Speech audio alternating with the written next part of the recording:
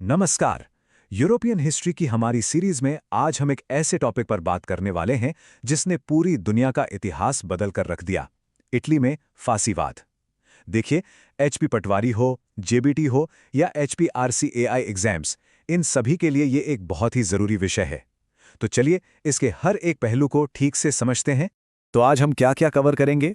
हम शुरुआत करेंगे फांसीवाद की जड़ों से, मतलब ये विचारधारा आखिर है क्या। फिर देखेंगे कि पहले वर्ल्ड वॉर के बाद इटली में ऐसे क्या हालात बने कि ये पनप सका। फिर मुसोलिनी कैसे पावर में आया और आखिर में इस तानाशाही का अंत कैसे हुआ। तो सबसे पहला और सबसे जरूरी सवाल, ये फांसीवाद आखिर है क्या? ये सिर्फ एक पॉलिटिकल शब्द नहीं है, बल्कि एक पूरी सोच है, एक आइडियोलॉजी है जिसने 20वीं सदी में तहलका मचा दिया था। चलिए इसकी बुनियाद को समझते हैं। देखिए, फांसीवाद की नींव असल में 3 चीजों पर टिकी है। सबसे पहला, एक ऐसा लीडर जिसके हाथ में सारी ताकत हो। दूसरा, किसी भी तरह के विरोध या लोकतंत्र की कोई जगह नहीं। और तीसरा, आक्रामक और कट्टर राष्ट्रवाद। मतलब इस सिस्टम में एक इंसान की कोई अहमियत नहीं, सबसे ऊपर है देश या कहें स्टेट। और इसी स्टेट का कंट्रोल जिंदगी के हर हिस्से पर होता है, समाज से लेकर इकोनॉमी तक। और इस पूरी विचारधारा को फांसीवाद के जनक बेनिटो मुसोलिनी ने बस एक लाइन में समझा दिया था: सब कुछ राज्य के भीतर, राज्य के बाहर कुछ भी नहीं, और राज्य के खिलाफ तो कुछ भी नहीं। मुसोलिनी को इल डूचे भी कहा जाता था, और उसके इस एक वाक्य का मतलब साफ था कि किसी व्यक्ति की आज़ादी, उसके अधिकार, उसकी पहचान, सब कुछ स्टेट के नीचे है। ये स्टेट की सुप्रीम पावर का खुला ऐलान था। वैसे इस विचारधारा का नाम भी बड़ा दिलचस्प है। ये फांसीवाद शब्द आया है इटालियन शब्द फांसियों से। इसका मतलब होता है छड़ियों का एक बंडल। और ये सिंबल लिया गया था प्राचीन रोमन साम्राज्य से। वहां ये एकता और ताकत का प्रतीक था।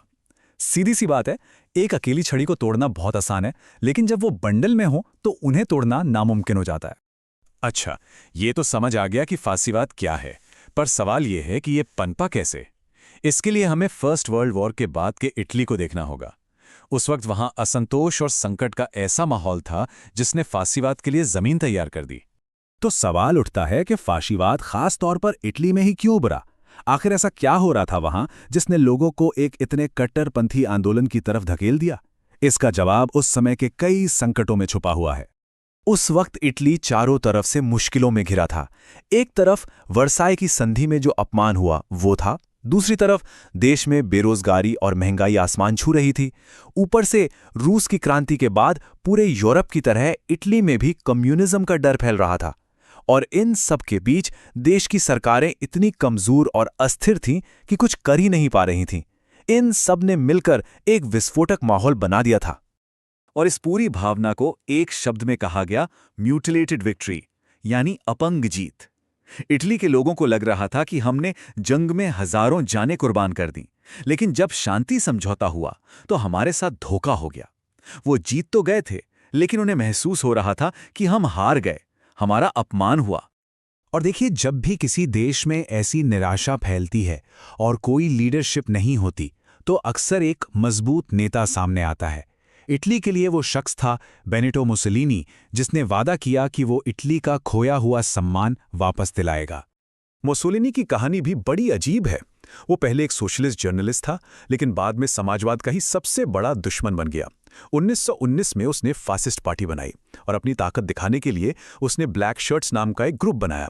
ये एक हिंसक दस्ता था जिसका काम था अपने राजनीतिक दुश्मनों को डराना, धमकाना और चुप कराना।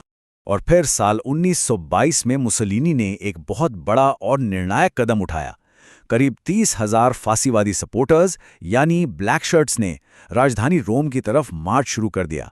ये कोई आम विरोध नहीं था, ये सीधे सीधे सत्ता पर कब्जा करने की धमकी थी। एक ऐसा शक्ति प्रदर्शन जिसके सामने सरकार पूरी तरह बेबस नजर आई। तो देखिए, मुसोलिनी ने कितनी तेजी से सत्ता पर अपनी पकड़ बना ली।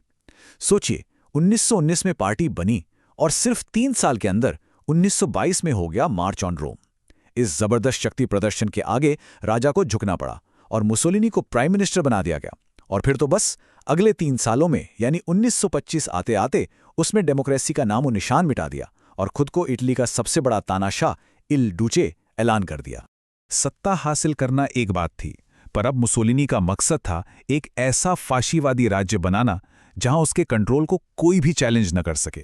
और इसके लिए उसने एक एक करके लोकतंत्र की हर संस्था को खत्म करना शुरू कर दिया। फांसीवादी शासन ने इटली को एक नए रोमन साम्राज्य का सपना दिखाया और इस सपने को पूरा करने के लिए हर चीज पर कंट्रोल कर लिया गया। सारी विपक्षी पार्टियों को बैन कर दिया गया, अखबारों की आज़ादी छीन ली गई और स्कूलों से लेकर रेडियो तक हर जगह सिर्फ फांसीवादी सोच का प्रचार होने लगा। इकोनॉमी पर कंट्रोल करने के लिए मुसोलिनी एक अनोखा सिस्टम लाया, कॉरपोरेट स्टेट। कहने को तो इसका मकसद था फैक्ट्री मालिकों और मजदूरों के बीच झगड़े खत्म करना, लेकिन असल में इसने हर तरह की हड़ताल पर पाबंदी लगा दी और पूरी इकोनॉमी को सरकारी कंट्रोल में ले आया। मतलब अब सरकारी तय करती थी कि क्या बनेगा, कितना बनेगा और कौन बनाएगा। मुसोलिनी ये बात अच्छी तरह जानता था कि इटली में कैथोलिक चर्च का कितना गहरा असर है, इसलिए उसने 1929 में लैटरन ट्रीटी साइन करके एक मास्टर स्ट्रोक खेला। इस समझौते ने सरकार और चर्च के बीच सालों से चले आ रहे झगड़े को खत्म कर दिया और वेटिकन सिटी को एक आज़ाद देश की मान्यता दे दी। इस एक कदम से उसे लाखों इटालियंस का सपोर्ट मिल गया। तो देश के अंदर अपनी पकड़ मजबूत करने के बाद मुसोलिनी ने इटली को एक वर्ल्ड पावर बनाने का सपना देखा। अब उसकी राष्ट्रवादी सोच इटली की सरहदों को पार करके दुनिया के सामने आने वाली थी। मुसोलिनी की फॉरेन पॉलिसी बहुत सीधी और आक्रामक थी। मिलिट्री के दम पर विस्तार करो। उसने पुराने रोमन साम्राज्य को फिर से बनाने के नाम पर 1935 में इथियोपिया पर हमला किया, फिर अल्बानिया पर कब्जा किया और फिर उसने इतिहास की सबसे बड़ी गलतियों में से एक की। 1936 में हिटलर के नाजी जर्मनी के साथ रोम बर्लिन एक्सिस गठबंधन बनाया। इसी गठबंधन ने दुनिया को दूसरे विश्व युद्ध की आग में झोंक दिया। लेकिन कहते हैं ना, ताकत के दम पर बनाया गया साम्राज्य ज्यादा दिन नहीं टिकता। मुसोलिनी की यही आक्रामक सोच और बड़े बड़े सपने आखिर में उसके और उसके फांसीवादी राज के पतन की वजह बने।